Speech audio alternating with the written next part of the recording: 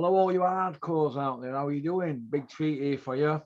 It's Julian. He's back in the pig pen. How are you doing, Julian? I'm all right, mate. I'm all right. Yep, I'm back here again. Like shit in a field, as my mum used to say to me. She says, "You're everywhere. You ain't bloody paper and stuff. I'm sick of seeing you." So I've been underground for a few years, and I seem to be coming back out of it, mate. But I'm good. I'm all right. Good man. Good man. There's only one place to start, Julian, isn't there? Mm-hmm. Is Ian John Lewis corrupt or incompetent?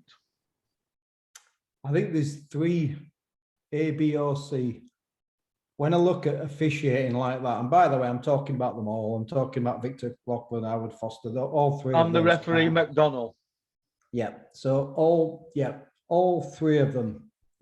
You're either corrupt, and I hate to say that. I hate to think that's true, or you're incompetent, or you're spineless, and you're intimidated by the promotion, the direction, and the crowd and the audience there, and you're just trying to, I don't know, do what you think's the right thing for the home fighter. But what you're certainly not is competent or absolutely being honest and on the level.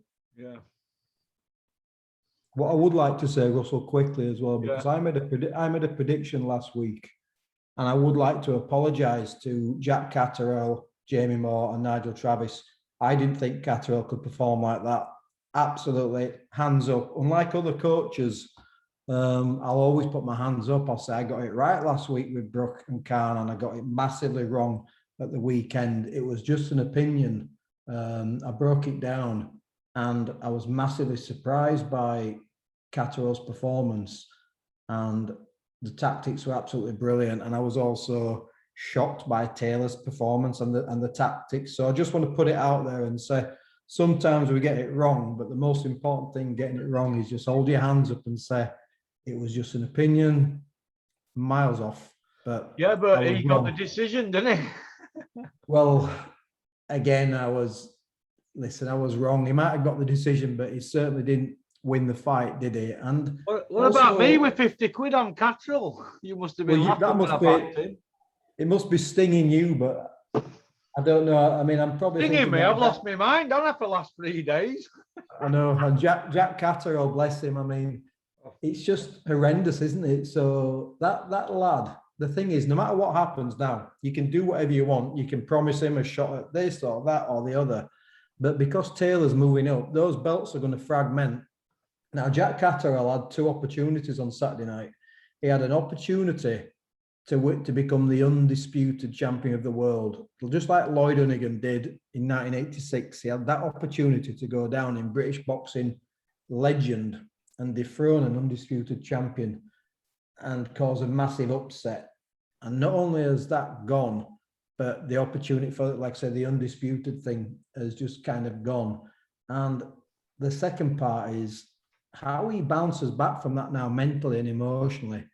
I've got no idea, because he also had an opportunity to become a very, very rich young man, because that belt and being the number one in the division would effectively have changed his life. So it's not only changes his life in terms of historical importance, it changes his life in terms of his kids' lives and his family's life. And I was just gutted for the whole team, and gutted for Jamie Moore and Nigel Travis, who put together a brilliant game plan. You could see the tactics and everything was spot on.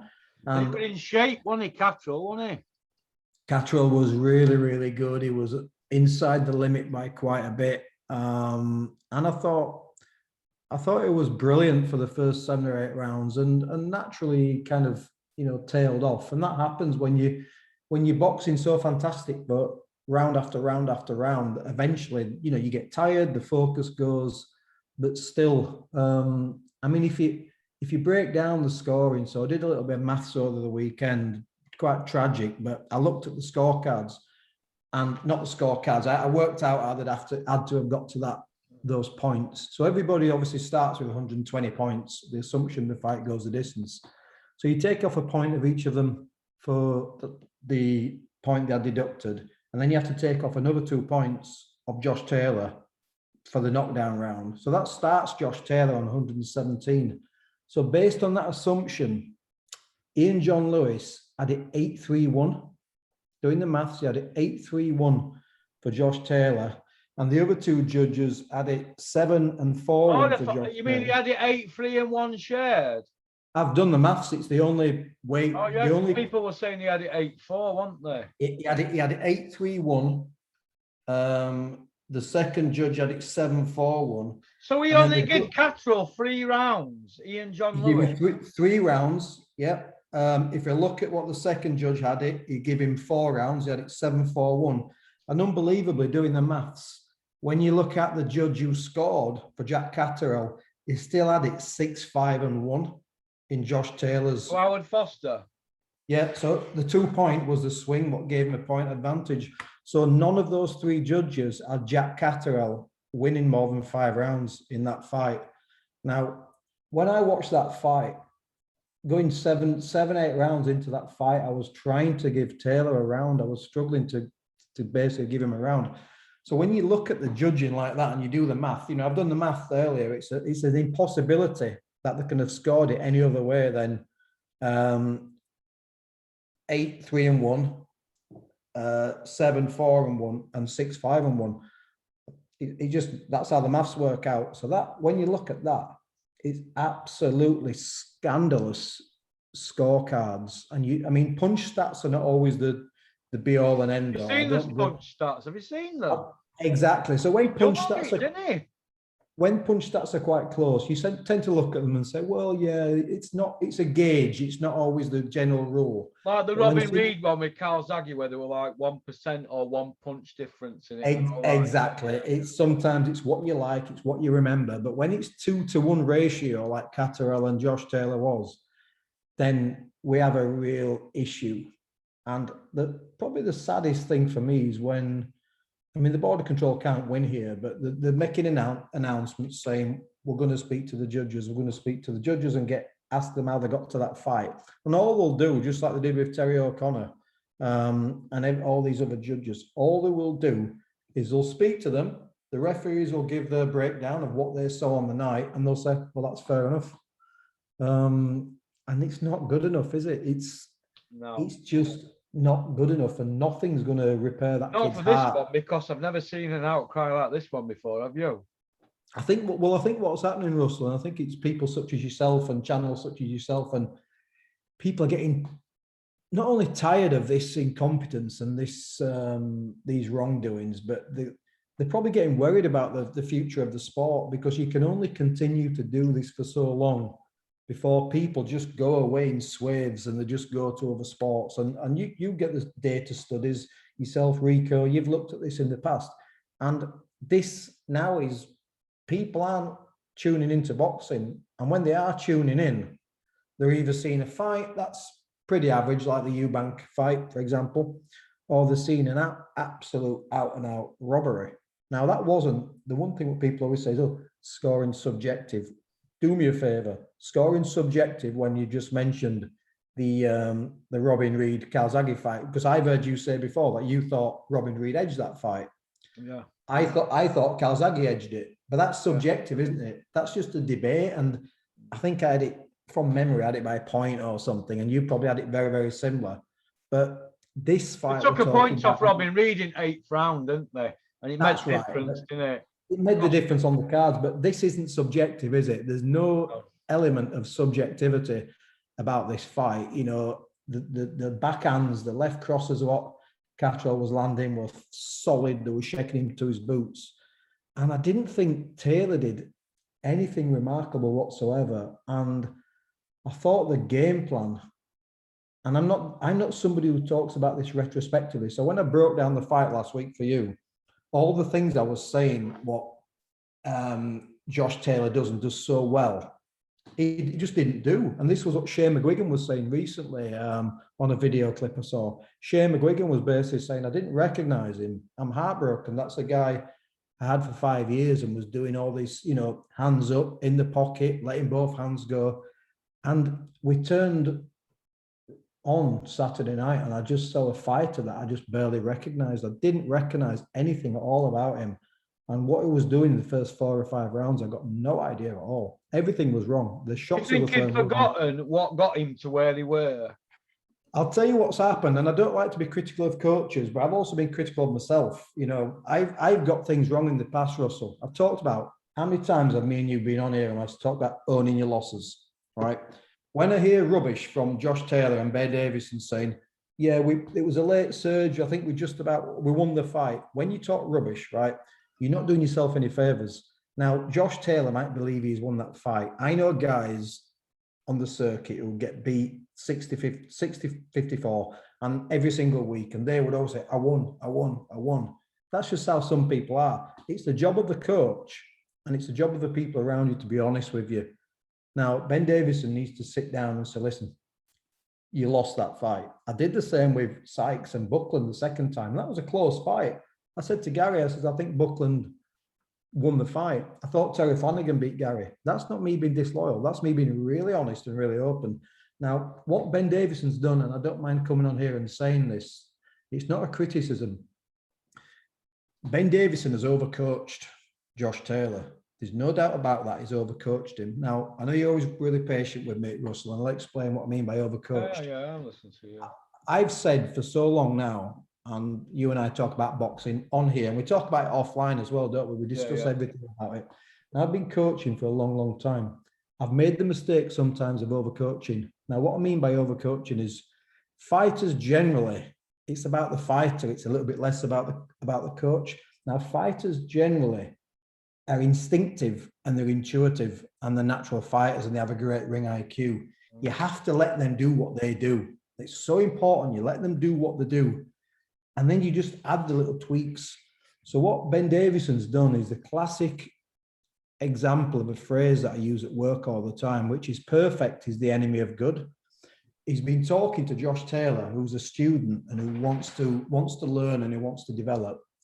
And he's trying to get him to pick the precise point when to throw a punch, when to defend, when to push, when to pull.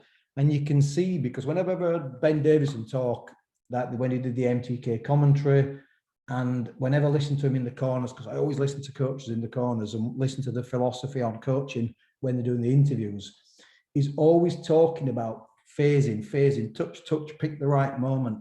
And it's called being over fussy and it's called over coaching, because I'll tell you a little story, and sorry. Yeah, go on. We've got all time in the world, Julian. Go on. Right. I was Sykes' head coach, okay? I wasn't the most experienced coach at the time. I was learning the game. I'd worked with a few pros. Now, Frank Hopkins, everybody knows Frank Hopkins really, really well. Now, Sykes was boxing on a Sky show, and it was before he fought for the British title, and it was maybe been his 6th or 7th fight. And I'm like I am, being quite stressed and quite new to it and trying to impress on people that I'm Gary Sykes' coach, this elite amateur. And I was in the corner, and I'll never forget this. Sykes was boxing a guy called Peter Allen. Sykes was an ABA champion and Peter Allen was a journeyman. Hard as nails, but he was a journeyman. And I was overcoaching and I was saying, double jab, step out, step to your left, like been trying to get Sykes to be absolutely perfect. And about halfway through the second round, Frank Hopkins put his hand on my shoulder. And everybody knows Frank, he's a brilliant guy. And he goes, Jew, come here. He says, Frank, what's up? And I was totally engaged in the ring action. And he says, just sit back a minute. He says, Gary knows what he's doing. Just be quiet for a couple of minutes. He says, in fact, he says, sit back and enjoy it. And I remember, I'll never forget that moment. And I just sat back and I was watching and I stopped coaching. I stopped talking. And Sykes was just putting on this clinic. He was letting all the shots go, the whole thing. And Frank just said to me, he says, Jew, he says, isn't Gary a beautiful boxer? He says, just enjoy it. He says, just speak when you need to speak. When you need to encourage him. Otherwise, just tell him he's doing just fine. And that was the voice of experience. That was Frank Hopkins saying to me, you've been too fussy. You're putting too much information in his head. It doesn't matter. Now, I know that was Sykes against the journeyman, but I always remembered that, what Frank Hopkins told me. And Ben would think this would be so patronizing. I almost want to talk to him and say, Ben, you've got a fighter there you inherited who was a unified world champion, an absolute brilliant fighter, right? You just need to build on the little bits that you think you can improve.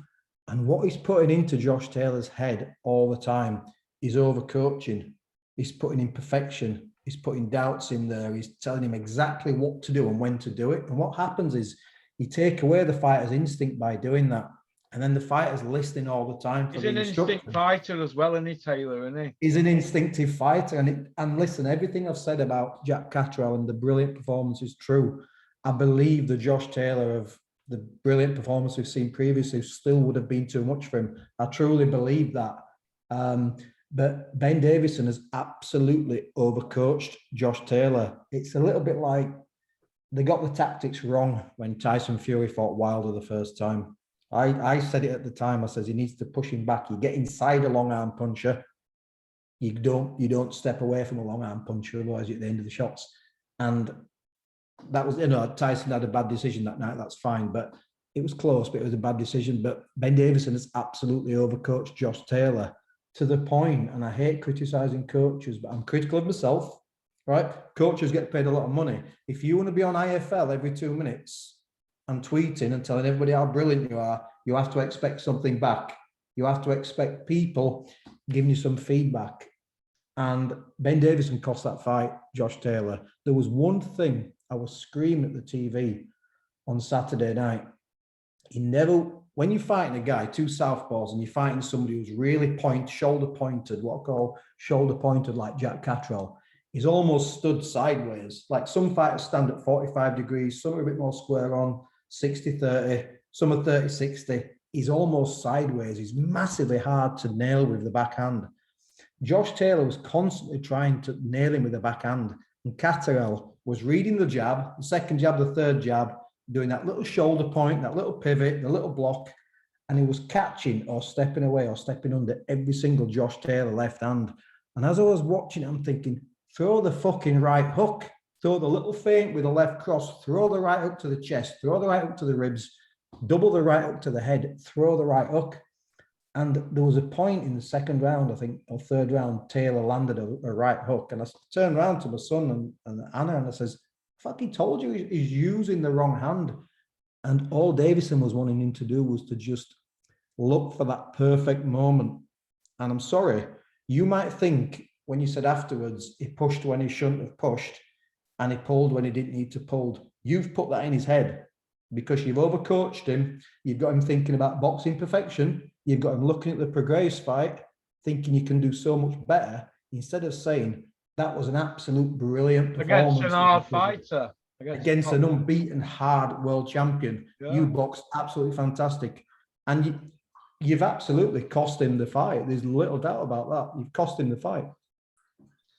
Yeah. Do you think that, well, I'll back up a few weeks. A few weeks ago, because we had a chat about this,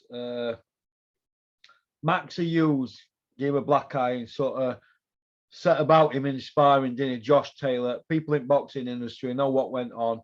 That's when the rumours started going around that he's there to be beat now for Catterall, and that there were rumours about him not living right. He got a cocaine issue or something at one point last year or 18 months ago. Everybody was saying his legs are gone and he's going to get beat this time. I came out and I just said, look, Maxie Hughes set about him. I'm not saying Maxie Hughes is an elite fighter. I think he's a top European and he can challenge for the world title. So we have to give him credit. And as Taylor now, if he's having wars with Maxie Hughes, as he dropped down from elite and world level, and as he dropped into Euro class, and what Catterall coming out of Euro class. Do you see where I'm coming from? Looking at it like that. So that's why I put my 50 quid on him early. I got 20s. Do you know what I mean? So yeah, and I absolutely. I mean, those things are so important to kind of watch, and I know you keep really close to that type of thing. I never saw that performance coming from either fighter. I genuinely didn't. And was it a combination of one was better than we thought and the other one as good as we thought? Yeah. Possibly. But I do think in that instance, you got, I've always said to you that the coaches, it's generally about the fighter, but coaches can make that subtle difference. Yeah. The game plan. I never talk and say, you don't need a game plan. You don't need to be tactical. Of course you need a game plan. Of course you need to be tactical. But sometimes you have to let fighters fight. And Jamie Moore was letting Jack Catterall do what Jack Catterall does really well. And then he was just giving him little add-ons in between rounds. He was giving him little elements to work on in between rounds. Ben Davison was not, whenever you listen to his language, it's the wrong stuff he's telling him. And he's always talking almost in riddles, trying to be too clever. And Ben, if you ever see this, or you might not, I've done it myself. There's probably a couple of times I think I might have cost a fighter a win. I own that. I absolutely own it. Do you think that they thought it was just going to be a walk in the park, Julian? And they didn't take it serious because nobody gave him a chance, Catterall. Not the fans, not the people in boxing, not the bookies.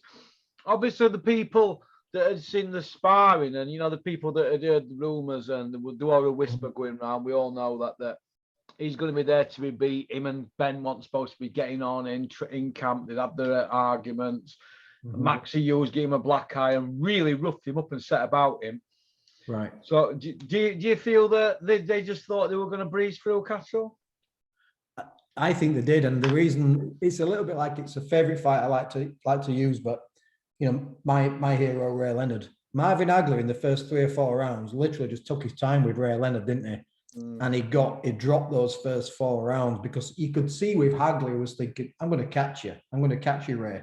And I think Taylor did very, very similar at the weekend. It was almost like he started slow. He didn't do a great deal for the first 3-4 rounds. And it was almost like, you're different level to me. The minute I go up a few gears, you're not going to be able to hang with me.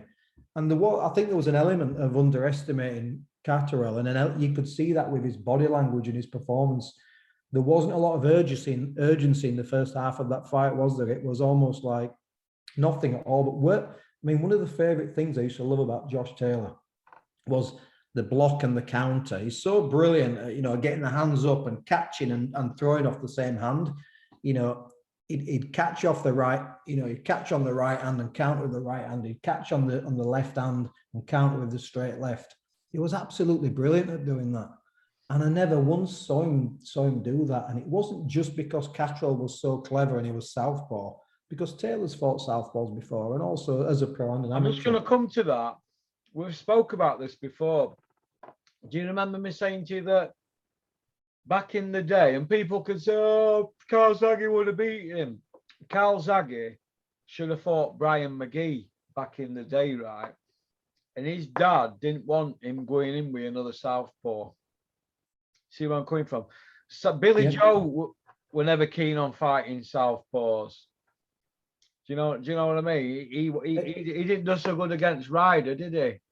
It happens, doesn't it? Because the minute you walk into a gym and you're left-handed, you're in a minority. So 80-90% of what you do in that gym is against orthodox fighters. And you might meet the odd guy on the circuit. Sykes absolutely hated southpaws. He lost his last 2 amateur fights against a Cuban and against a Scottish kid, both southpaws. It stuck with him throughout his career. And then when he came up against the Liam Walshes, the Terry Flanagans, and the Luke Campbells, he just couldn't deal with southpaw. But obviously, you're talking about 2 southpaws, but it's the same principle. It's fighting a stance that's unnatural to you. So your southpaw stance might be natural to you, but coming up against somebody who's equally, you know, the same stance, it's difficult. I can understand Carl Zaghi would have always been favourite to beat McGee, but sometimes you swerve the difficult nights, don't you? That's just shrewd. It's good business.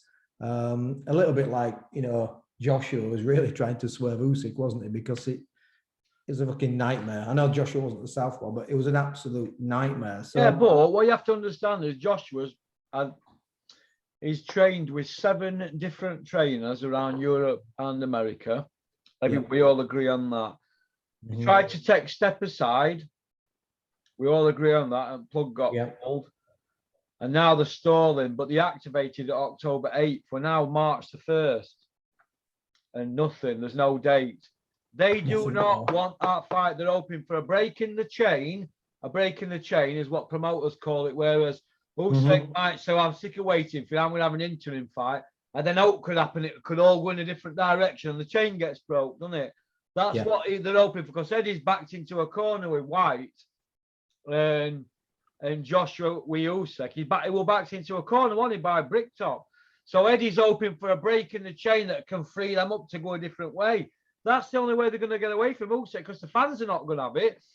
But Joshua, He's that thick.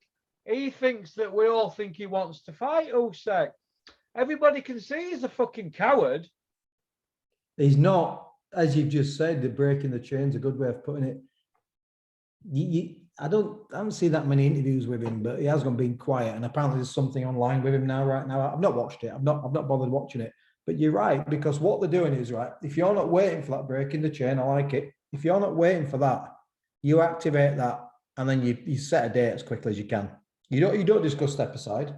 You just say, look, you come out publicly back last year and you say, look, I don't know where this step aside nonsense has come from. We need to nail this fight down. Because obviously, sadly, with what's going on in the world right now, it's horrendous. Then that fight will be the last thing on Alexander Usyk's mind, and rightfully so. That really might be on Eddie's mind. It might not, but it certainly won't be on Usyk's mind right now. He's got other things he needs to do. He needs to attend to his countrymen and what's going on, and you got to admire him for that. He's a proper man, like the Klitschko's. Watching the Klitschko's this week on the news, what men they are, what absolute men they are. But what's going on with him? What's Joshua doing? Who's your trainer?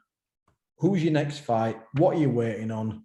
Etc. Etc. And it's all become a little bit boring now. And actions speak louder than words. You haven't activated the rematch clause. You haven't given us a date. You could have done it by now. You could have had the fight by now. Why fighters have to wait 6 months? I've got no idea. And all you're telling us is not actually what you're actually doing. So, look, we've said it before. Eddie's had a big result with Canelo recently. Good on him, good move, really good move for boxing and for the zone. But ultimately, the heavyweight division, you're clinging on to it now, and you're doing anything you can to keep your fighters relevant. And if White gets turned over in April, and if Joshua gets turned over again by Usyk or by somebody else, where is he in the heavyweight picture? It's very complex, isn't it? You try and explain all this to other people, and you lose your own thread, don't you? Your own point of the thread. And I do this myself. I've been on here. We've probably talked about the heavyweight merry-go-round 7-8 times, and each time you ask me, I'll say something different because the pieces and parts move. Yeah. And it's just a soap opera, isn't it? It's like a big, tragic soap opera. And that's why I'm just looking forward to Fury fighting. So at least we've got something we can talk about inside the ropes as opposed to outside the ropes. Yeah. Getting back to the Catterall Taylor situation, what do you think's the end result then? What do you think? What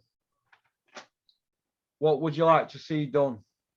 I'd like to see my fellow license holders who scored that fight, and these are people I'll bump into on first aid courses, and if I do dip my toe back in at some point, I'd like to see them do what they do best, referee. And some people would argue, do they actually do that best or not? I'd like to see them referee.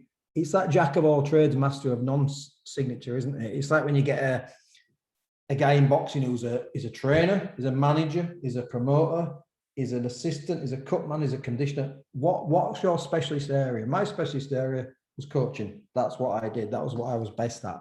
So are you an A-star referee and an A-star judge? Are you great at doing those two things? One would argue, well, in this country, referees score fights, so they're the best place for the action. But you're proving time and time again, Ian John Lewis especially, you're proving time and time again you're a poor judge. You're a really, really poor judge. So what I would personally like to see is, we always talk about the talent pool in boxing.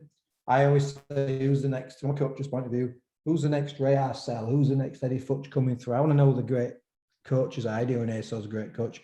Who are the next great coaches coming through? Who are the next competent judges coming through? We should switch our TV on every week, and we should see a referee we don't recognise. Oh, I've not seen this guy. Who's this guy? Who's this judge? I've never heard of him. We should get new people in. That succession planning, that wheel should keep turning. So I personally would remove their judging licenses. They can't, because getting it wrong, they've got it wrong so many times, it's untrue. Do you remember Ian John Lewis getting the O'Hara Davis Vasquez one wrong, 97-94? I've got it wrote down here. And didn't he also do the The Katie Taylor.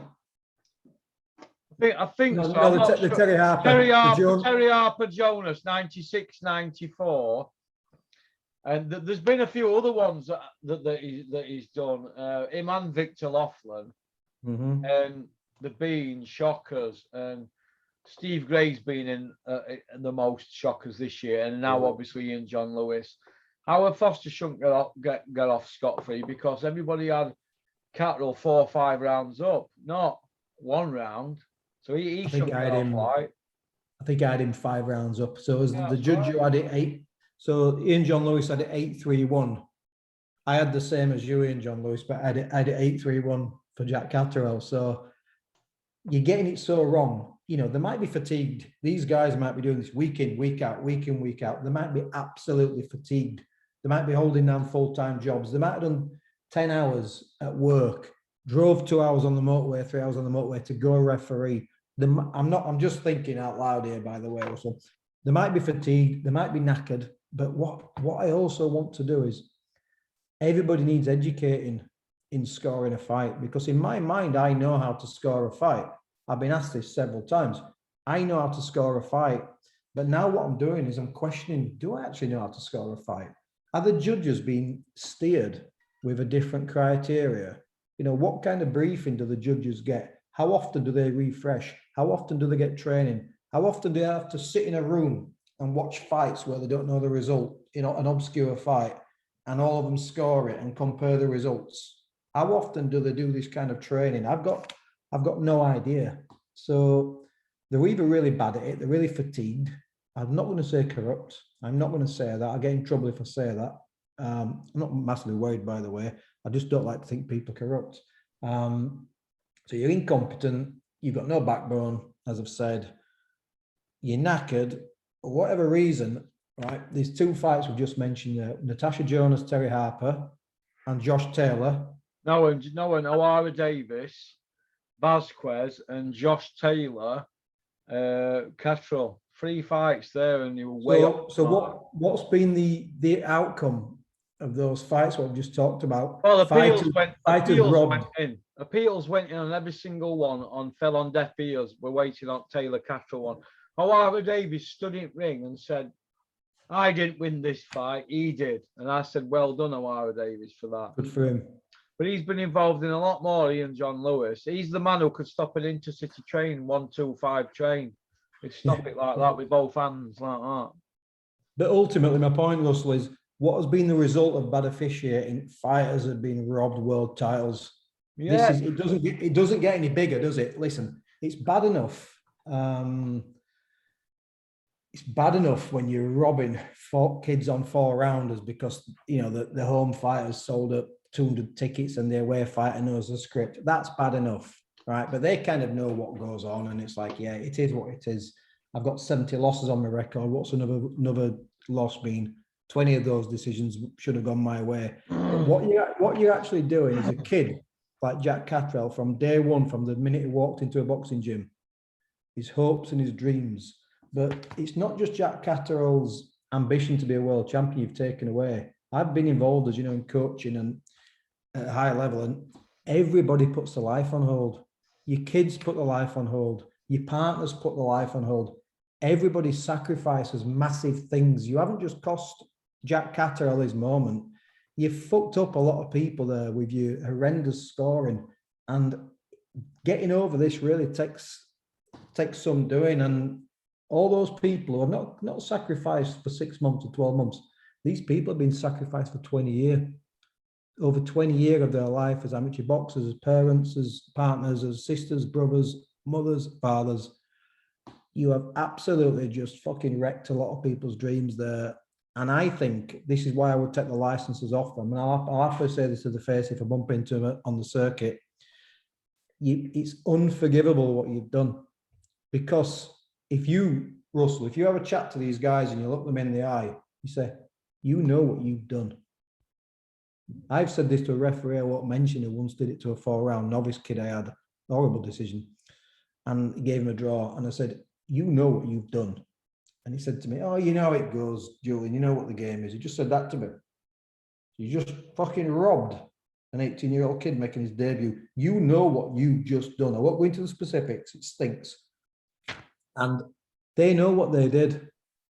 They know what they did. I do not believe deep down Ian John Lewis thought Josh Taylor won 8 rounds and Jack Catterall only won 3 rounds of that fight. I can't He's believe an that. ex-professional, isn't he, Ian John Lewis, isn't he? Yeah, he could fight. Ex-pro, been around the game forever. Okay, what's going on? What's going on? All 3 of them. I don't think, I'm not going to give Howard Foster any grace and say, well, you got the right man, so you're all right. No, it wasn't a close fight. It wasn't debatable. It was like Roy Jones in the Seoul Olympic final. There's no debate about who won that fight. No. There's no debate. There's no one can say, there's probably a couple of rounds in it. I thought Taylor won by a couple. I thought Catterall won by a couple of rounds. There's no couple of rounds in that fight. Very easy fight to score.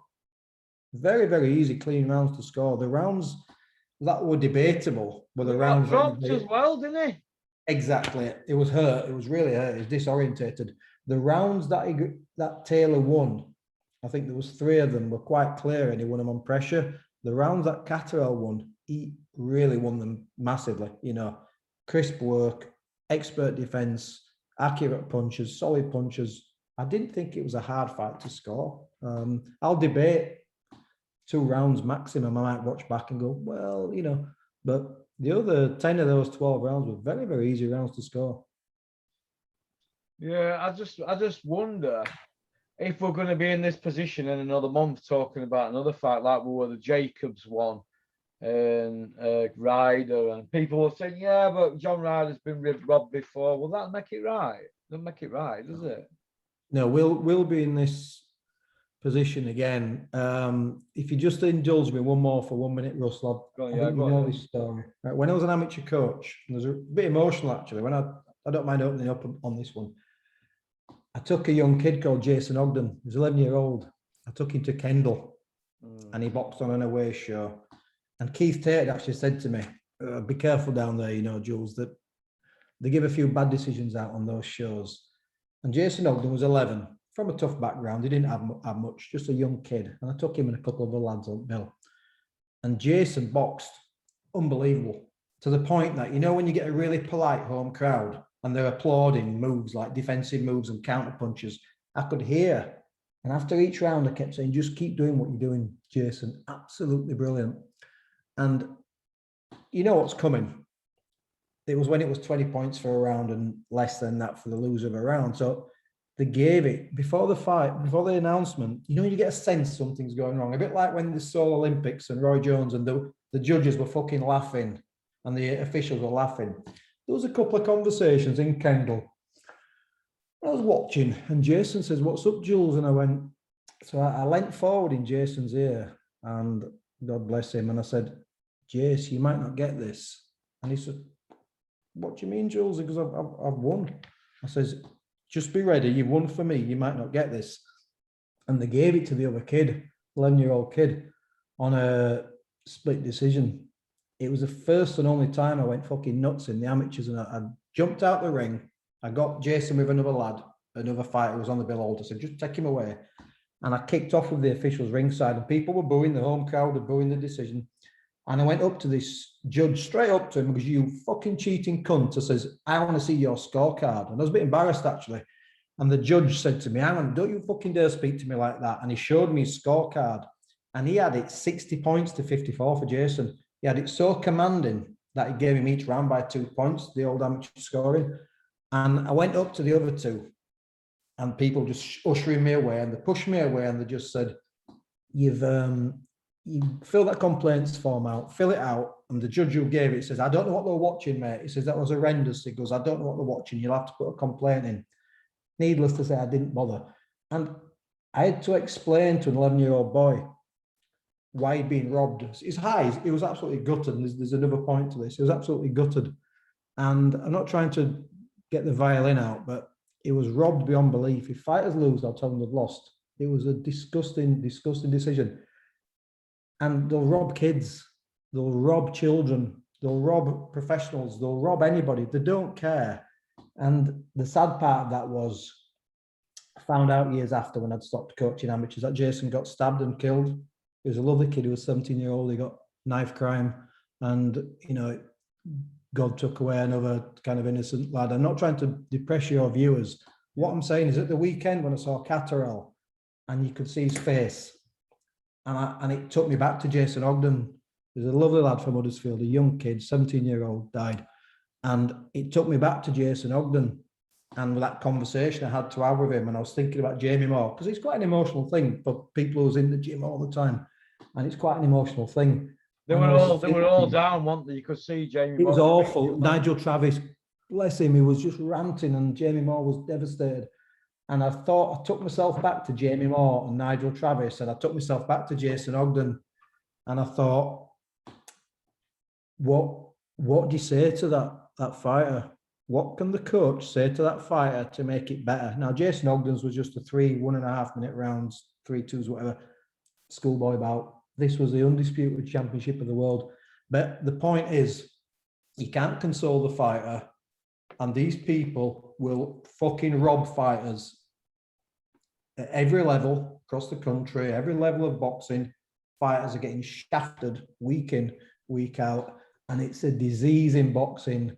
And you know something, mate? If I were those guys, and this is strong stuff, I couldn't look myself in the mirror. They know what they did. You three guys, you know what you did at the weekend. Two of you especially, you know what you did, and you've got to live with that.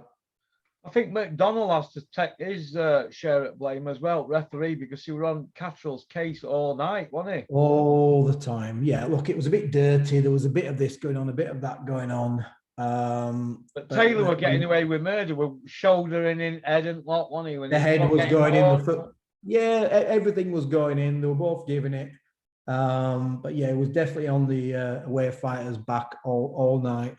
And I just thought it was, I know you've given me a lot of time to talk about this, but I thought it was horrendous. And it genuinely made me feel quite sad, actually, because I put myself in that camp, and I thought, I've been in camps where we've lost the British title twice, and fairly so, on fair decisions, and that's soul destroying. That's hard when you've put all that work into it, and the dreams are kind of dashed, and that's really, really difficult.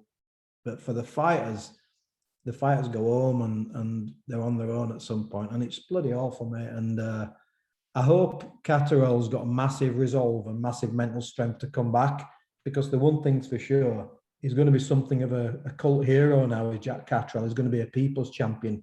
But for him to get back in the gym and to just crack on is going to be a really, really difficult thing to do mentally. Yeah, I agree with you. So we wish Jack Catterall all the best. And his team. Next time he fights, we'll go to his show, Julian. Support. I do 100% love to do that, mate. And I'll go up to Jamie Moore if I see him and say, I got that massively wrong, Jamie. I thought you were going to get beat there. Well beat. Brilliant. You certainly know more than I do, mate. And I'll shake his hand. Brilliant. The green-haired man, the heavyweight, 20 stone on the undercard. What did you think to that? What's going on? Listen, I've said this before, right? I've got no massive issue with what I call white collar level. I know he's had more fights. He's had 15, 20 fights, whatever. I've got no issue with white collar level fighters fighting in 4-rounders on small halls and sports centres. Got no issue at all. As long as nobody gets hurt and they stay in the lane, there's no big deal. But when we have this as a quite high up the bill, and for a title over 10 rounds, I don't really know what to say. And then it becomes something what's quite hard to watch when you have a fighter who's getting hit and nailed every single time, but his opponent's not quite good enough to finish him off. And it just becomes quite vulgar to watch. And listen, this guy, I forget his name, Jay McFarlane, whatever, he's entertained people this week, yeah. Bit of a gimmick, bit of fun, good luck to him. Balls like a rhino, that's absolutely fine. But I don't watch football and I don't watch all these other sports. So I'm spending 25, 26 quid a month for Sky Sports. So when I'm paying for that just for my boxing, I want some quality boxing. And it's not like these guys are new to boxing. these guys, okay, Eddie took a lot of fighters away and etc. These guys have been around it, and you can't justify. It's a little bit like we had the Ivan Drago, didn't we? Robinson and Gill in a 6-rounder. You had 2 fighters the other week in a 6-rounder who should have been in a 4-rounder. So that's not great. You're padding the show out. You're extending the rounds. But when you've got kids doing 10-rounders who should be doing 4-rounders, and the one can't finish him off because he's not got the toolkit to do it, and the other is barely standing because he's so unfit. Because he can't block, because he's blowing out his arse, because he's fat as a pig Michelin man. So what does it say to the viewers and to people wanting to invest in boxing? It just says the bar is low. The bar is lower than it's ever been, and anybody at all now can not just fight professionally, but anybody can be on a big TV show, and anyone can actually fight for a title.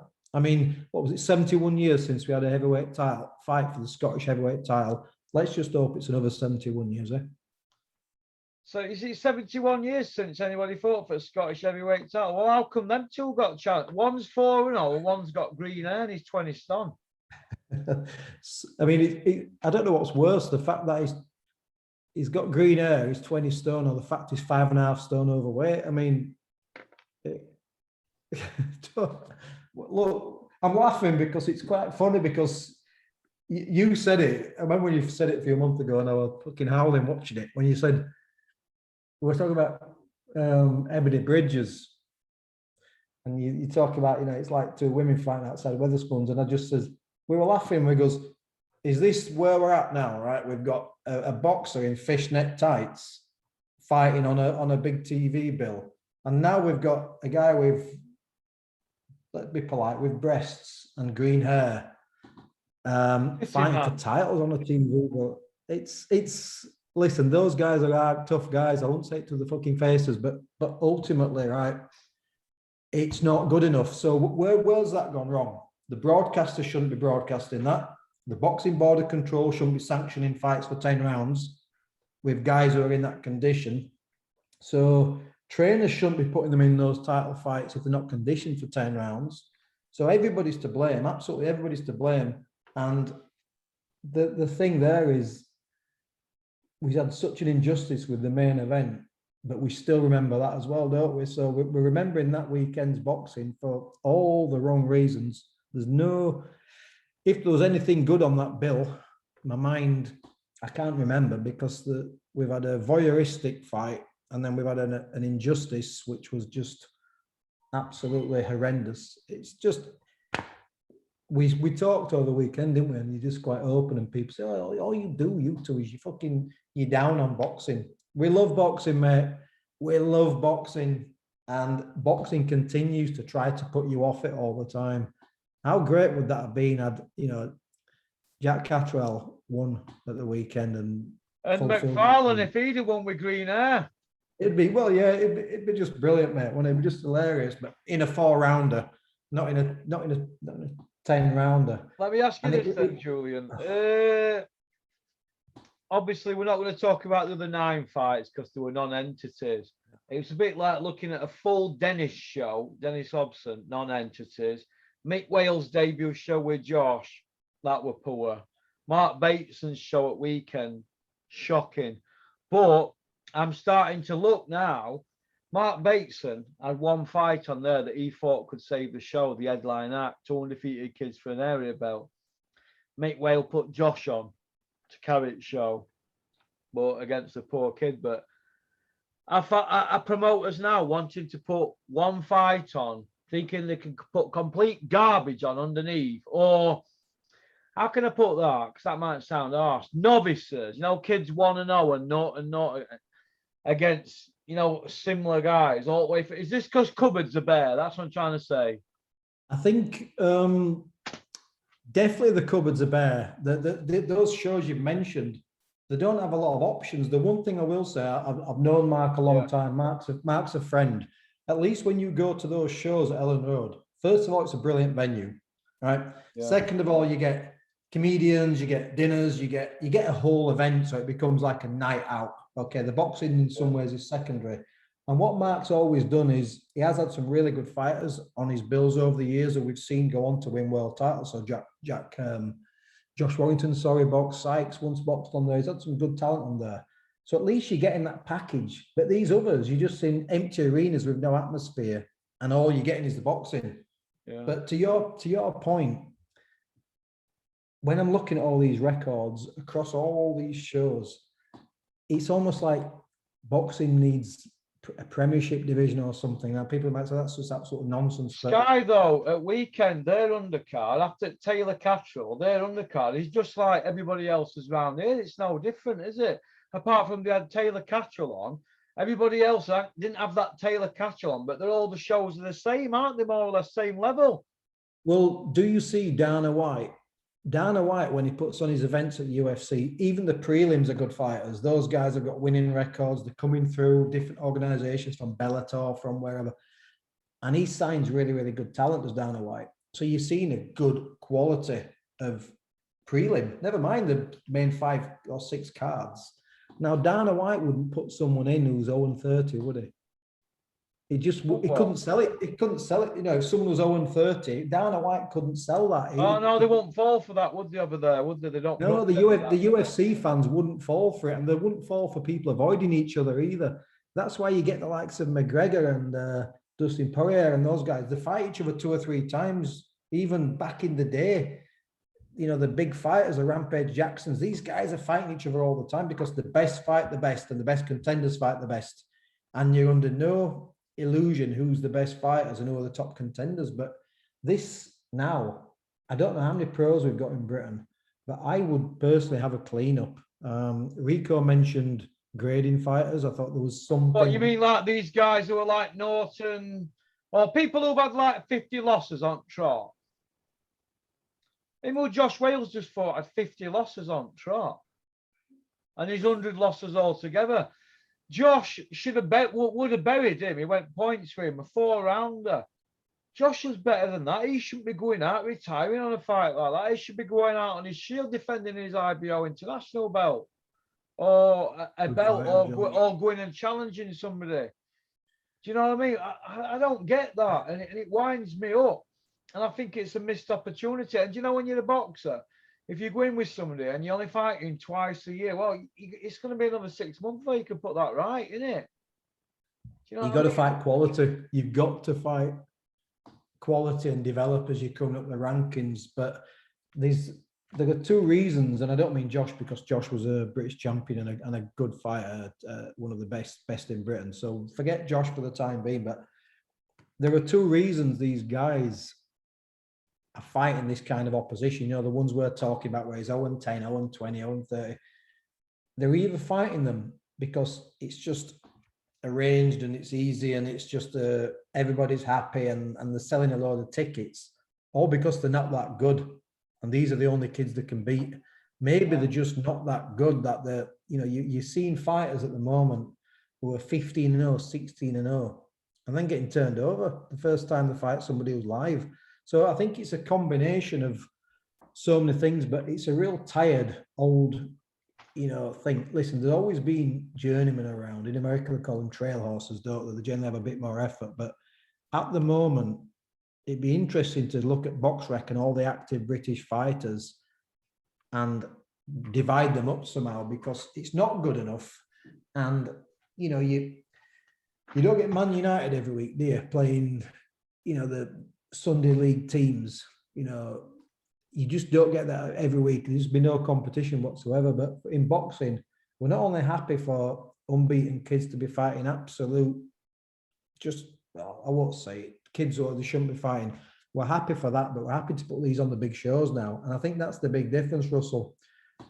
Opponents and journeymen, it's always gone on. But for some reason now we're almost seeing this creeping into the, you know, the upper element of these shows, you know, where you've got kids with losing records. What you mean, like some of these on Dennis's show, Norton 27 and stuff like that? I mean, it's so difficult because the kids who are Norton 27, they're earning a living, aren't they? They're earning a bloody hard living. And if they can get money for this, they'll probably continue to get booked. But you're not fooling anybody. I don't know. Fucking Maybe move this is arounds, man, Julian. Come on, let's yeah, the have move it arounds. right. The fucking move arounds. They're not fights. We all know what they're called, though. There's a name for them all, but Move arounds. yeah, they're a move around, they're a carry, they're whatever, and we all know what they are. But you're not doing anybody any favors because you get these kids, like I said, who are 15 and 0, and then they've got the hopes on, and then they're getting ironed out, and then they're destroyed out there. At least Dave Allen fucking like, floored Tom Dallas when he went to fight you in Essex, and they said, "Yeah, it's just a move around." Dave went, "Yeah, all right." Got in there, fucking floored him. I'm not here for a fucking move around. Do you know what I mean? Exactly. And I'm happy shameful, about. isn't I'm it? happy. I was like, "Go on, Dave. Well, fucking done." Good for him. Move around. Yeah, Fucked because up, innit? the move arounds, because these kids are booked in advance, aren't they? They're on these shows. They're booked out for the next 6 shows. So yeah. Yeah. Do you feel that nowadays it's become, if you can build a bit of a profile on social media, it don't matter about what talent you've got. If you can be a gimmick, or like a Conor Benn, Chris Eubank, Campbell Hatton, the good old Campbell pound for pound Hatton, or Ebony Bridges, or him like with green hair, Jay McFarlane, or Dave Allen to a certain extent. Do you feel that people think that if they can do that and people can buy into their story, it don't matter who they fucking fight, they'll just keep feeding them all they want? Because Eubank doesn't seem to be stepping up to fight anybody any good, does he? Well, the Conor thing Benn does he? He's all talk. It's promotion, because you wouldn't pay to go see it, and I wouldn't pay to go see it either. People say, well, you've no right, McGowan, you don't pay for tickets. Well, just for those people who turn around and say that, as well as being a coach, I've gone to a lot of shows over the years. I've been to loads and loads and loads of shows over the years where I've paid as a fan. I've seen Nigel Benn, Eubank, Steve Collins. I've seen so many big fights over the years. Bruno against Lennox Lewis, I was there, and we got quality all the way through. I mean, when I saw Lewis and Bruno, Joe Calzaghe made his debut, triple ABA champion. I saw Joe Calzaghe make his debut and stop a kid in first round. The cards were good. The cards were stacked with talent. I mean, remember those shows that Don King used to put on with Tyson, Chavez, Terry Norris, all the way down the line? They'd got like these 4 or 5 massive fights on the bill. And Don King used to quite routinely put these fights on. And now, these triple hitters and quadruple hitters, and now we've just got, the main events aren't even that good, are they? So what we've got quantity. There must be hundreds of shows over the world every week. We've got quantity, but we've got very, very little quality right now. It's okay. Everybody's doing it. Yeah, I agree. Last night we had Lawrence Okoli, aka the Octopus, and he stunk the arena, as you've probably seen. And we had Campbell, pound for pound, hands of stone, Hatton. What do you think to their performances? Right. Well, first of all, Campbell Hatton. So his first 2 or 3 fights, I came across as quite critical of Campbell Hatton because of the profile he got, and because of the audience he got, and because of the things that I thought was lacking. So what I decided to do, I'm answering the question, but I haven't seen his fight. So I made a decision in my mind. I'm going to wait 2 years before I watch this kid again, because, you can find yourself ranting at the TV every single night. He's learning, he's getting the right fights. By all accounts, he's improving. I've not seen it. What I'm going to do is I'm just going to let Campbell Hatton learn his craft. You'll probably think, well, that's gracious of you. The fuck are you? But in a couple of years' time, when he has half a step up, I'm going to tune in. So I said to you before, I'm half stepping away from boxing, and I find myself doing this all the time. And I'm choosing what I watch and what I don't watch. And I'm becoming more selective. I did watch The Man with the Green Hair, by the way. But I'm being more selective. So first of all, I haven't seen Campbell Hatton. Good luck to him. I've got no comment on his fight. What I will say is that the Jordan Gill fight was an absolute beauty. Oh, no, that's credit where so far. So gritted teeth, Russell. Credit where credit's due. Oh, we have to give Dave Caldwell credit. Dave Caldwell debut. Commonwealth, European, not got fucking British though. But Dave Caldwell, absolute master stroke in the corner. Everybody was critical of what he was doing at the time. He was doing it. it was similar to what he had Chisora doing, and obviously Chisora couldn't pull it off. So brilliant bit of coaching, talking to him in his own corner, ride the shots, look what's coming, time it, time it, time it. Got out of jail. Dave Caldwell, genius coaching there, mate. I'm going to give you 10 out of 10. You have to. I think that's where we have to be fair, don't we, Russell, on your channel? And I'll say, give him a fucking 8. I'm going to give Dave Caldwell a strong 9 for that performance. And that was a great fight to watch because that opponent was no mug. He really was no mug. He was quick. He was mobile. It was cagey. It was everything. It was one of these crafty bloody Europeans we used to dread 20 years ago. Now, where I'm going to turn is Lawrence Okoli's performance. Stop the fucking world. I want to get off. That was awful. You were awful. Your opponent were awful. It was fucking terrible. And when I was watching it, I mean, I know he's awkward and he's a big gangly octopus and his opponent was poor. All I could think about was I was never a David Hay fan. Never liked David Hay. I was kind of a narcissistic, but as a cruiserweight, it was fucking brilliant fighter was David Hay. Brilliant fighter. When it was 13 stone 80, well, wasn't it? Yeah, exactly. I know it's the cruiserweight's 14-4 now, but David Hay would have literally knocked both of those into the back seat of the arena. It would have lit them up, wouldn't it? It would have fucking destroyed them. I mean, I won't even talk about what Evander Holyfield and Usyk would have done. And I know you can only beat what's in front of you, but if that Polish guy is a mandatory challenger, and Lawrence Okoli is the sort of champion of the world, albeit by whatever belt he's got, I don't know what to say. It was fucking awful. It was just awful. Horrible. Horrible. What about Big Meech carrying his belt out? Well, he ain't got a belt of his own now, has he? So he might as well carry somebody else's out. Bless him. No, good on you, AJ. I haven't seen you at a venue for a while, so good on you. What I will always say about AJ, he always looks good, doesn't he? At least he's in shape. You don't see him out of fucking fight. We know that. Well, yeah, he's with question marks everywhere else, but he looks well. All right, then we'll give that show a 4 out of 10 then. I'll give it a fucking 2 out of 10, it was dreadful, and I'm just okay then. Right, moving on then, Julian, to Fury Power versus White Power today. Dylan White's a no-show, but Big John Fury turned up and he had a go at Carl Frampton and had a bit of a dig about him being a BT Sport analyst. And apparently John's not on the BT Sport list no more. He's been took off it, and he was having a bit of a dig at Frampton, and there was a bit of backbiting going on. And what do you think to that? Big John Fury, big fighting man. First of all, on the hard road.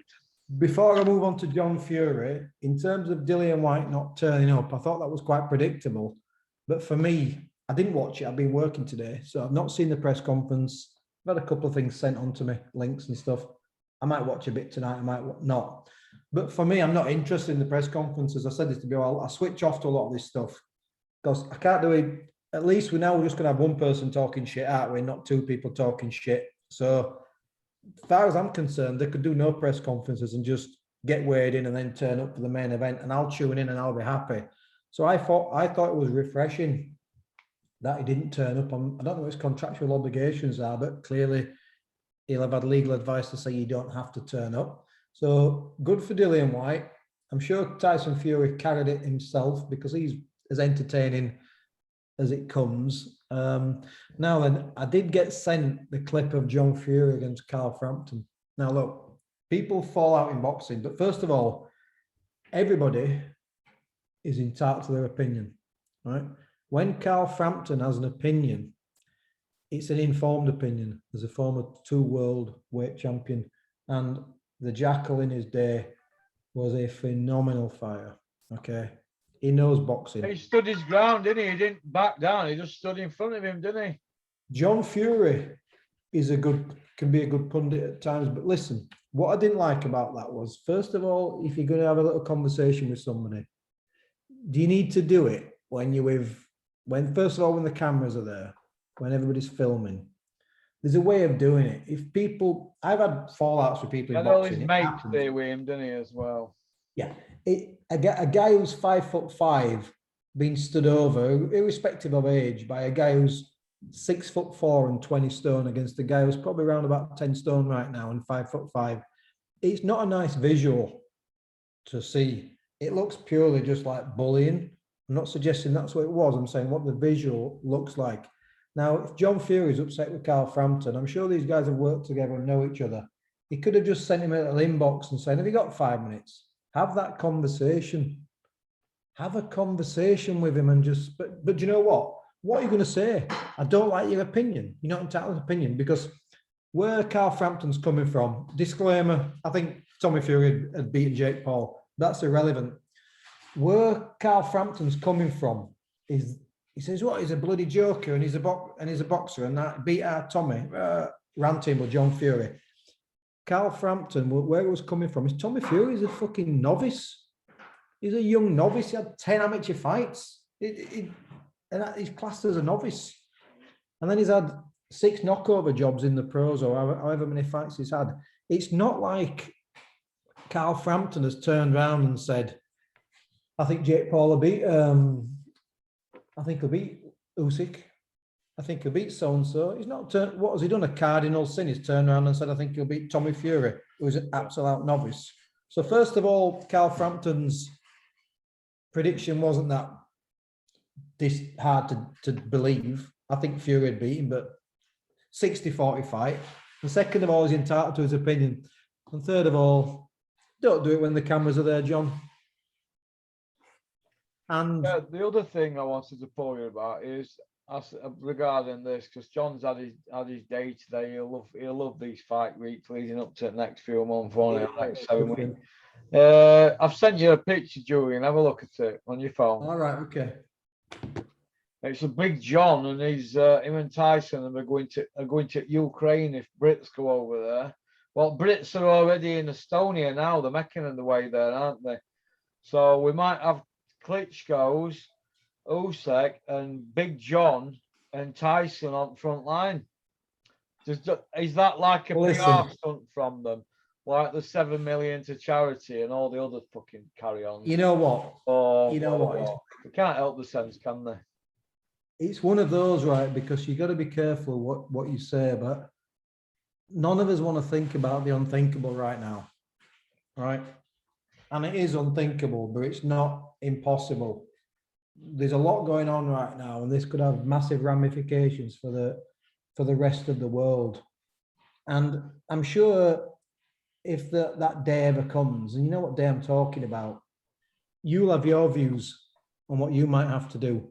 Yeah. And I'll have my views on what I might have to do. But I'm not going to flex my chest and start to try and come across as a hero, right? There are a lot of brave men we've lost in wars, and there are a lot of brave men and women who have died today fighting for a country. And we shouldn't cheapen that. Certain views we should keep to ourselves.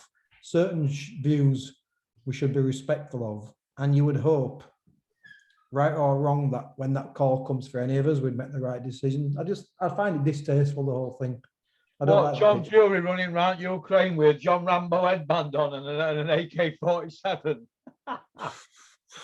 You couldn't make it up, could you? My MI5 are still watching, so how's he going to get out of the country?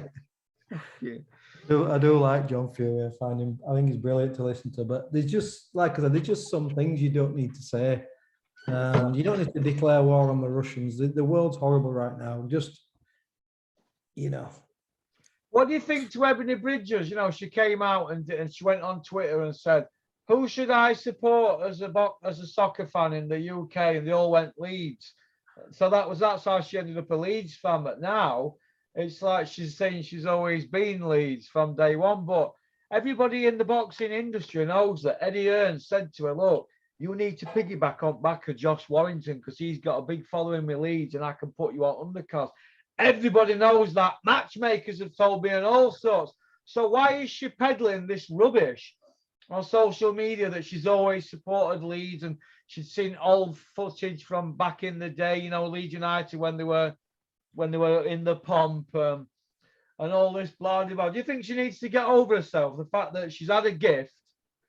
She's only beat one person with a winning record in 8 fights, and she had a gift win against somebody 5-2, didn't she, or somebody? Yeah, the French Oh, girl was. it's a Yeah. gimmick, isn't it? Because she's got a nice figure and fake boobs and whatever and all that, and everybody's bought into it. We get these weirdos that idolize her and on social media and stalk her, and she's made, from what I've heard, she's made quite a bit of money out of that website thing she's got going and all this. Whatever, good luck to her, but don't make out that you've always been Leeds United and blah blah blah, because Eddie Hearn told you to piggyback on back of Josh Warrington because he's Leeds United. So stop making out that Leeds is your adopted city and you've always been a Leeds fan. It's these fucking people that start fucking around with stuff, and it sends me, it gets me all upset. I mean, I don't know too much about it. I don't tune in when she's on, and that inside the ring or outside the ring, I'm not interested. I'm a bit like Eddie Hearn when she's getting weighed in. I look away like that, and I look behind me. But honestly, she just doesn't interest me, mate. It's like, look, good luck to her. She wants to make money. Do whatever you can to make money. If you want to be a serious fighter, that's fine. That's fine as well. It's a bit like the Campbell Hatton thing, but Campbell Hatton's clearly he's serious about what he wants to do with his life. But I just don't. How many gimmicks can we take notice of and comment on before it just becomes quite hard? How many times you and I talk and said, you know what, you just want to fucking throw the towel in? I can't. Here's a gimmick for you, Julian. Here's a gimmick for you. Conor Benn, £149. Kell Brook, £149, a pound heavier than what he's just weighed in at. 149 each, both get at it. Old guy against young guy, 10-year age difference. Who wins? Conor Benn would be too much pressure for him right now. And that, I hate saying it. It's I mean, look, Kell Brook, if you match them together at the beginning of the careers, all the way through the careers, Kell Brook was 20 times better than Conor Benn, defensively, offensively, everything, so much better. But boxing is about timing, isn't it? And you don't need a young, hungry lion on the ascendancy. And the Khan result flattered to deceive. That was a very, very faded Kell Brook, beating up a guy who was just a lot more faded than he was and a lot more fragile. I want to see Conor Benn fight Ortiz. I just want to see him fight somebody like Evanesian. And if he beats them, brilliant, absolutely brilliant. You know, I'll get behind you. Do you know if Conor Benn beat David Evanesian? No. I'd fucking big him up on here, mate. If he could beat him, I would big him up and say, let's get behind this kid here. We could have one here. But until then, and him calling out all these gimmick fights and old men, Brooks an old man, Algieri's an old man, Vargas is an old man, that other guy, I forgot his name, they're all old guys who wanted to fight Broner, eh? They're all old men. Listen, I've no issue when, look, it's a tried format, isn't it? Frank Bruno was knocking out old men we'd all heard of, wasn't he? You know, in the 80s, Bruno were knocking out the Stinsons and the bloody, they were digging him up, weren't they? I can't remember the names. I mean, Joe Bugner was one of them, but Bruno was knocking out old men left, right, and centre. Gradually, the names got bigger. We'd all heard of them. He had perfect timing when he fought Jerry Coetzee in the final eliminator, and he knocked Coetzee out with a peach of a shot. But it's about the timing, but call it out for what it is. This is not, you haven't beaten fighters. Yeah, I went to that Coetzee fight, you know. I mean, it was a beautiful punch, wasn't it? He dropped him with a straight right hand. You could hear the bloody punch. And then he dropped him with a follow-up combination straight over the ropes. But call it for what it is. It's guys who are faded and guys who have been on the sofa. Just like Algeria. I mean, Algeria was civilized. You saw him at ringside, didn't you? On DAZN as a pundit with his hair all immaculate and looking all nice and stuff. I'm like, you're about as much a fighter as I am these days, mate. It was just a cynical cash grab. So Conor Benn, learn your apprenticeship, just like your dad did when your dad got beat, by Michael Watson, and he had to went to the States, didn't he? And he fought the Sanderline Williamses and the Robbie Sims, and he had Sanderline Williams put him through hell. It was an absolute war, wasn't it? He gave him a life. He was James Toney's hardest fight, isn't he? James Toney recently said Sanderline Williams gave him the hardest fight. Yeah. Yeah, it's a blast from the past, is that? And I've nothing against fighters learning the trade, but I mean, he's probably a millionaire already, Russell. I don't know what he's getting paid per fight, but I bet he's earned. Yeah. Oh, yeah, 2 times over. He must be, and it's scandalous, really, isn't it? It's disrespectful to all those guys who. Would Conor Benn have beat Gary Sykes at 140 pounds? Yeah. Sykes was an elite ABA champion. He was, just fell short of qualifying for the Olympic Games. He beat guys like John Murray in the amateurs. Sykes was a massively accomplished fighter, but he went through the domestic route and then he found his level.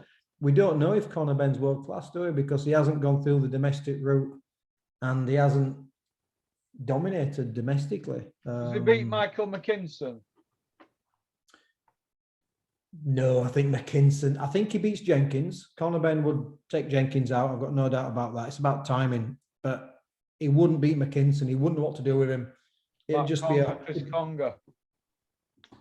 I think that's a 50-50 fight. Chris Conger might be a turn pro a bit late. He's a little bit on the downside now. What is he? He's not a young kid, is he?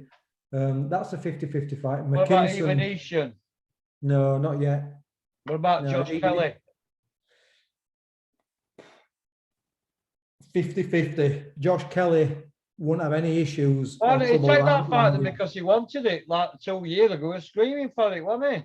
He'd have one thing with Josh Kelly. There'd be no issue with Josh Kelly landing on Conor Benn and mugging him off. It's just if he could continue to stop those advances like even Evanesian put on Kelly.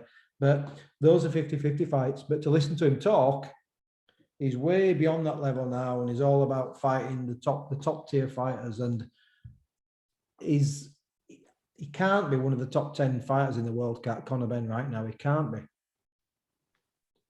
No, if he is, why aren't you challenging Errol Spence or Crawford or people like that? Why aren't you calling them out if you're that highly ranked? Because he's highly ranked with world governing bodies. So why aren't you calling for them world titles instead of calling for Amir Khan and Kell Brook? I mean, there's one thing for sure, and I've got to be honest now. I always talk about developing fighters, but when I look back at fighters I've worked with and other fighters, I can't blame them. I can't blame Conor Benn for going the route he's gone. It's just all this what pisses me off. Look, if you're just going to go, look, he's not going to go a route and say, just knocked out Algeria. Right, we knew we were rusty. We knew we were on sofa. We knew we had one fight in 2 years. We knew we shot to shit. He's not going to say that, is he? Because that's not going to sell a promotion and that's not going to endear him. But does he truly believe these fighters he's beating are in the primes and the good fighters? We've heard it before. I'll go back to Frank Bruno. Whenever Frank Bruno fought anybody with a name, they'd say, but he went 10 rounds with so-and-so, and he went 8 rounds with so-and-so, and 6 rounds with so-and-so, and Bruno's done him in 1. And when I watched the Vargas fight with Conor Benn, was it a year ago, whenever it was, and they said, this guy's gone 6 rounds with Porter and 5 rounds with him, turned around to my son and I goes, basically, Conor Benn's going to do him in first round, and that's going to be the soundbite from Sky. He went 6 rounds with Sean Porter. Styles make fights. Doesn't matter who goes what distance with who.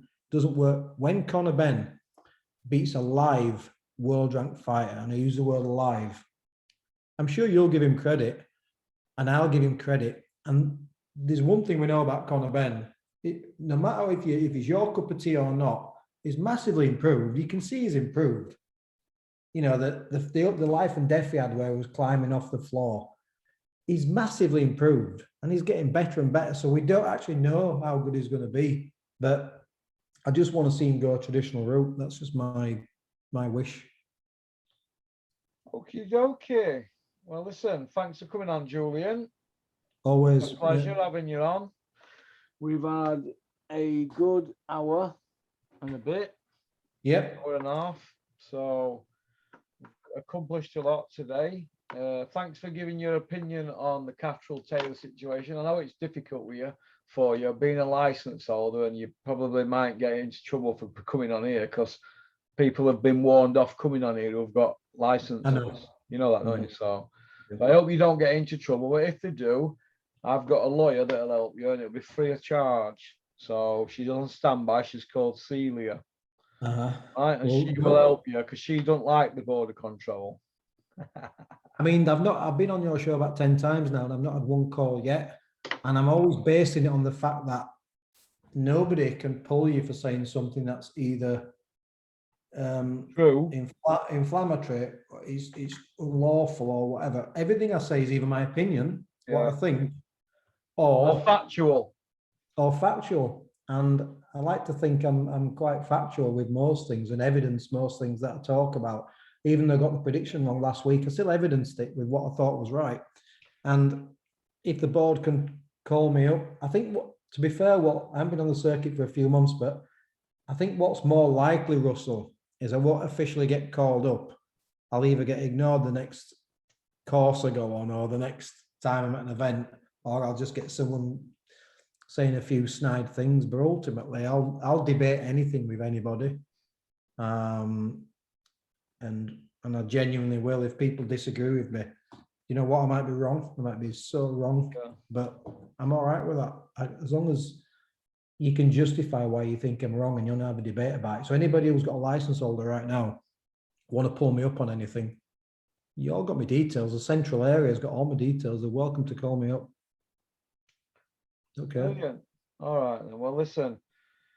We'll be nice at border control from now on, but if they're nice to us, and if they do this investigation, that's all we want, a proper investigation, and we'll get behind them. I mean, you know, they can't be that bad people, but let's get behind them if they're doing something, if they're giving us something back. But at the moment, it just looks like they're taking, they're having a jolly up, and decisions are bad, and they're not doing nothing about it. And always see them propping bars up at shows and strutting about in limousines and having time of their life free gratis, and it just fucking winds me up. I just want to fucking lob their heads off. It's an opportunity to do the right thing, isn't it? It's a bit like these, obviously the world's in a dark place right now, but all these Downing Street parties and everything else, it's all gone away now, hasn't it? Because at Russia and Ukraine, he's going to wriggle away like Anthony Joshua.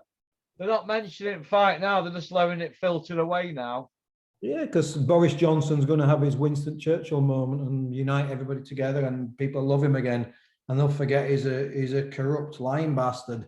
And I'm not suggesting that's what the border control are, definitely not. But what I'm saying is that the border control starts at the top with Robert Smith, who does a really hard job. Robert Smith's got a hard job, but you have got an opportunity now to really make a fucking statement about what happened at the weekend, because that was not subjective. That was an out-and-out travesty. And I think there's only one result that can come out of this, what will be respected. A no contest. A no contest. Change the result of the fight to a no contest, and make sure that those judges are not allowed to officiate in such an important fight again. Drop them right down. Ever again, because as soon as them judges were wheeled out, everybody was saying, fucking hell, Ian John Lewis on an undisputed fight. I did the same. I just saw the name of the judges. Fucking hell, everybody was like, oh no. Yeah. Oh, Victor Laughlin, a fucking jock, judging a jock fight. Fucking hell, man. Hey? It's fucking scandalous, mate, isn't it? Unbelievable. Fucking unbelievable. And other one, Howard Foster, the fucking company man fought board. Jesus. Good old Howard Foster, I thought were my mate. One thing's for sure, Russell, if I get back into coaching and I start working with fighters again, my fighters are fucked out there, so... Your fighters are going to be on Skid Row like Max if he fights. Okay, they'll be used as floaters, they'll get the shit end of the stick, they'll be fucking getting countered when they slip, and they'll be getting absolute wiped out. I've fucked it up for any fighter I work with. So it's a disclaimer. Please keep me from coaching, and just don't ever ask me to work with you, any of you boxers, because you're fucking your career up, because I'm outspoken against promoters, head of the border control, officials, referees. So work with somebody else, lads. Tell us what Max has been doing with you then, Julian, because you've had him training over at your gym, hasn't he? I've had a couple of little sessions with Max, right back to basics, real basic stuff, getting him to understand the different heights, the different distances, and just also highlighting to the fact that he knows he's not doing the right stuff in the gym. He knows he's way too heavy. Surprise, surprise, he's way too heavy. And I've put him through I've only 3 sessions with him. I'm not coaching again. I'm just doing a bit of work with Max, but he realizes, God, I've got loads to learn. And I says, look, Max, it's fine. You can learn slowly as long as you stay in your lane. You've said this too, if you get asked for the right fights, fine, but keep doing these abroad jobs against these, Estonian factory workers or whatever. Keep doing that. You'll be absolutely fine. And then if you do get an opportunity, 5-6 fights down the line against somebody who's decent, I'd advise against it. But if you want to go for it, make sure you get well compensated for it and make sure you're in the best possible shape you can be. But look, we know where he's at. And he's irrespective. That's what I've always done. I've turned down the opportunity to work with some good fighters over the years. I've always had a policy, because I don't make money from coaching, I work with who I like, and I like Max. It's not about levels. You've trained like him all, Max, isn't he? Yeah, you've worked with world champions, Jules. Look, Max is a good kid, and if I can help him just 1 or 2%, and it doesn't take up too much of my time, I'm going to do that, mate. Yeah. Lovely lad. Max will do out for you, mate. He's a good lad. But sometimes I feel like I'm struggling to get into his head when he's saying, I'd fight Fraser Clark. And I said, Max, he'd put you into orbit. You'd be like Bruce Willis on Moon. And don't fight Fraser Clark, mate. No, you just don't fight Fraser Clark, Max, because we might be calling you something a bit different.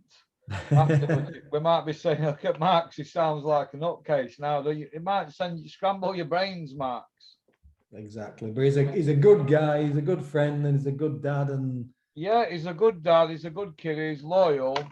And like I said, when I went very well, he were ringing exactly. He were ringing hospital in Turkey, and he came here obviously when I laid up for him. He were coming here a couple of times a week, and that run me about and that, and fantastic. It was fantastic. And good obviously I gave him a bit of stick on here, but just it's a bit of banter. We're just trying to be a bit of a comedy duo on that. I've got his back, and I know he's got mine, so that's good, isn't it? And I've said to Max, look, I can try and point you in the right direction. Obviously, you can go do a bit of training with you or Nick Manners or anybody, or Chris Smedley, and I says, look, but when it comes to people, and they're going to say, Max, do you want to fight this person? Do you want to fight that person? I will get to know who them people are, Max, and I'll say, Max, he's a bit too much for you, him. Exactly. Well, yeah, but it might be X amount of money. I said, well, look, you're going to be taking a bit of a risk if you fight him. You might end up, he only takes 1 punch. So what about this guy here, Max? It's a bit less money, but try and guide it, because it's harsh of us to say it because we're not in the ring, but Max ain't going to win a belt, is he? We know that, don't we? No. I think you probably own that, but it's about being the best version of yourself you can be, isn't it? Yeah. And as long as you stay in the lane, that I don't have an issue with that. And as long as it's not a chief support on Sky Sports, I don't have an issue with it. But if Max ends up like he could quite easily end up with somebody. No, he could fight them with green hair. That'd be a good fight, wouldn't it, Julian? It won't. Some of the guys I've seen recently, like the Drago, Robinson, he's not out of his depth with those guys, isn't Max? No, that guy who beat him with green hair, he'd hold his own against him, wouldn't he? Yeah, you definitely wouldn't serve him up even to someone like Johnny Fisher. But some of these other kids, he'd be all right. He'd give him a fight if he was conditioned right, and he got a couple more fights under his belt for experience. Some of the kids like that, he'd be all right with. Just there are certain Johnny Fisher would have been too much for him, wouldn't he? Too heavy-handed, too conditioned, too full-time pro. Max is in Scarborough, traveling to do a little bit with me, a little bit with Nick, a little bit with Smedley's. These are guys who are in the gym full-time all day long, getting quality sparring non-stop. He doesn't need any part of somebody like that. Yeah, Mark Bennett a bit too much for him as well, won't he, I think? Yeah, I think so. He'll find his way, and he's living his best life right now, isn't he? And he's looking after himself, and Max, the easiest road you can. He's moved his beard in now. Do you know what he'll be doing now? He'll be tucking into a steak, and there'll be a plate of chips next to it, and he'll be saying, I shouldn't really have these, but what I'm going to do, I'm going to have them, and I'm just going to run an extra mile in the morning. Fucking don't work like that, does it? It don't work like that, mate. Max, don't have them fries. Right, I'm going to get off to Right. listen. Right, Russell. Thank you very much. All the best. Thank you, everybody, Good for evening. watching. Cheers, mate. Right. Well, that were Julian. He spoke very elegantly about the British Boxing Board of Control, and you know, he tiptoed around a few issues, and I wish I could speak the same about the my old sparring partners, the British Boxing Board of no fucking control, but I can't, because you're all low down motherfuckers, corrupt cunts, bent cunts. All right, and you need running out of fucking Dodge. So go on. And on that note,